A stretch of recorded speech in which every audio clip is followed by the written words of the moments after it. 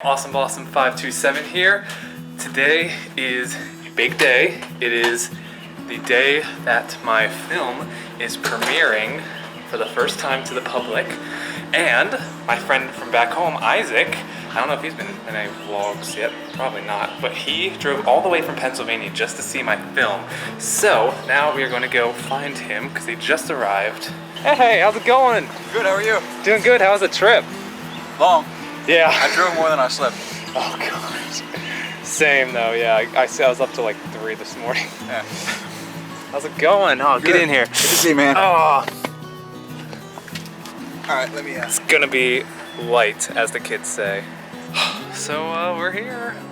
We're at the theater now, and got a few more minutes before my film is starting. It's kind of surreal, and we'll see how it goes. Catch you in a little bit.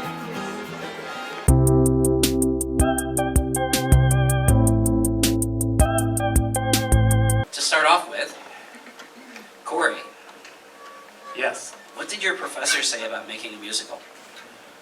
I distinctly remember you saying it scared the snot out of you. That probably is pretty accurate. What do you tell me about the experience?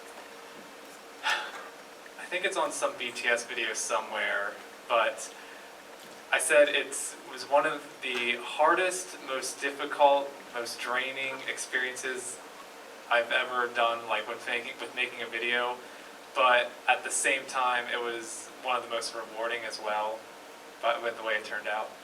Does any part of your film come out of your background or your life? Yes. One of the original pitches that when we were making the short films was just like, oh, it's a love triangle that takes place during prom and it's a musical. And then like the real life kind of started influencing it when one of my best friends, about this time we were writing it, like she got a boyfriend, and then it was like one of those things where she was trying to like divvy up their time, and like I was just kind of like sort of feeling like Tiffany, like just feeling like left out and stuff. And then like I just remember sitting in my bed, like we were writing a script, we had a thing that was due. I was thinking, you know, about them, you know, and the relationship and my relationship with my friend, and then it was just like, okay, this is what the story has to be about now. I had to do it while I was in the midst of like trying to figure out these feelings, because it's like, oh, we don't like each other. It's not like a romantic feeling, but still feeling jealousy, you know, for like him and stuff. So Attention. yeah. I have a question. Okay. Corey, what was your favorite song to write? Probably everyone's favorite, Be a Woman, just because the way the creative process works is they just come out of nowhere. So I distinctly remember, I guess it was over the summer before, like I was still trying to like, you know, make final tweaks on the script and stuff, and of all things I was getting a shower and that tune just kind of came to me.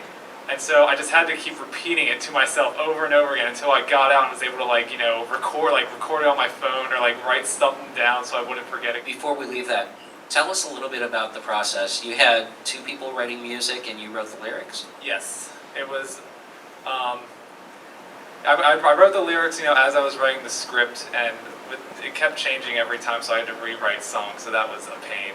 But then I got Emily Ream, who was a graduate over at The Sound of Music, if I'm remembering that correctly, and she did like little demos for us as we were like filming, so we could like just have the actors and actresses sing along to it. And then when we were coming into the spring semester, she had like a new workload and stuff come up, so she wasn't able to finish all, like finalize the music, like the actual music that would go behind the actors and actresses' voices. And so I already was considering talking to Jonathan Brown about doing like the prom stuff, because he's like into that, like, you know, hip hop techno stuff. And yeah, he just took it up and he did a great job with it. Cast. Not only did they have to act, they had to sing. Yeah. So that was the process we did is we kind of sent out, you know, an open call pretty much, and we had everyone come into the room and sing about a minute's worth of song and then like read a bit like a sample part of the script that I picked out. So it was just trying to find the right mesh of like, you know, which one fit which character. And then, I mean, on top of that, trying to get extras was also a hassle, as you can tell by the lack of students in the school prom and parking lot scene. Do any of you guys have any particularly funny moments behind the Yes. scenes that you would like to share with us, because those are the best? Okay, so as many of you saw, there was the one shot where our actress Ashlyn, she was like delivering her lines in the hallway, and we were using one of our gaffers, Chris Vaughn, as just someone, because I was like, the school looks empty, like Chris, just like walk over, put something in the trash can or something, and just make it look like people are attending the school. And so this was like the fourth or fifth take or something, and he's just bored of like, you know, doing the same thing, so he's gotta like change it up every time. And so if you watch it again, you'll see he like takes off the lid of the trash can and tries to like stand in it, but then like he couldn't get his second leg in, so he's just like, abort mission. But like apparently someone had spilled water or something, so that's why when he walks off, he literally slipped and just fell like face first into a bunch of lockers. And God bless Ashlyn, who didn't crack or like, you know, go like, what happened? Like she just kept going with the scene while like all of us were like, you know, biting our fingers trying not to laugh and ruin the take. And then it was also funny because at the same time, Chris's car wasn't working, so we were carpooling back and forth. And like on the way home that night, we just kind of said like, oh, you know, that'd be a funny thing if like he got amnesia from that. So like he has a girlfriend who like he doesn't remember or anything, and so that's when like at the scene at the prom he gets hit in the head again, and that's when he gets it back. And like if you just look in the background, there's all sorts of stuff that goes on in my film. You also added some CG background. The green screen stuff, yeah. Tell us about that. Yeah, again, since we didn't have a lot of extras who showed up to, you know, fill the background and stuff, I was working with our VFX artist, Timothy Sam, and we just filmed a bunch of people, like, you know, in front of a green screen who were gonna dance that we were gonna try and put in front in the background, and then, like, just to make it look more populated than it was, but due to time, we only got to do a couple shots, one of which was that fabulous thing with Alan and Sasha. The altercation. Yes. All right, so that went pretty well. What'd you think, Isaac? That was impressive. I was surprised pleasantly. You did a great job. Stop it. We are gonna grab some lunch at Doc's Diner, great establishment, and I guess Isaac's gonna head out then. Sometime, yeah. Yeah. No plans. Yeah, we'll figure it out. We'll figure it out later.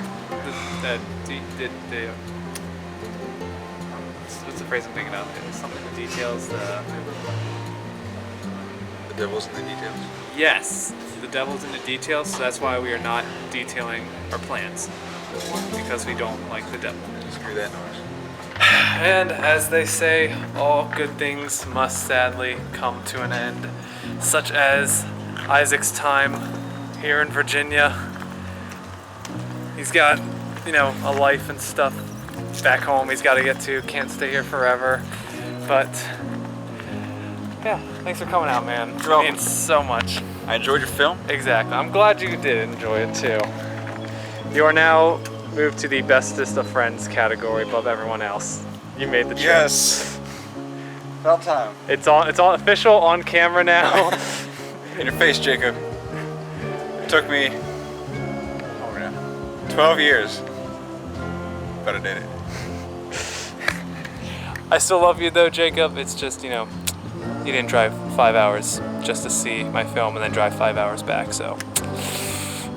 But we are just getting started because we have dinner at Landis's place tonight with her family, and then a couple more people's screenings tonight, so this is not the end of the vlog, as ceremoniously wrapped up as it seemed. It is only the halfway point. We are just getting started. Okay, so that is going to be a negatory on the whole rest of the vlog thing. I did in fact bring my camera to Landis's place, but proceeded to leave it there throughout the whole night, so I wasn't able to capture anything else. So yeah, that's all that's gonna happen on this vlog.